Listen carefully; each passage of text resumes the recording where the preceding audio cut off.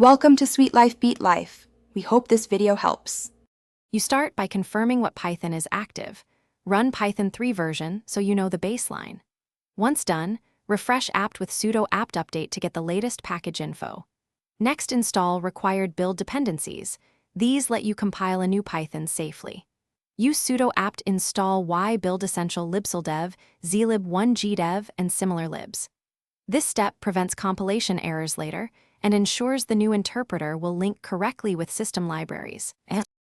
Now fetch the Python source tarball for the version you want, using wget or curl and extract it. Then change into the source directory and run.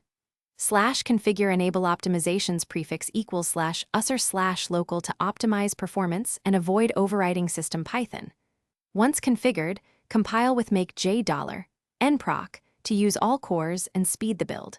Finally, run sudo make alt install so you install Python 3 x as a separate binary, preventing to make the new interpreter the default Python 3, register it with update alternatives.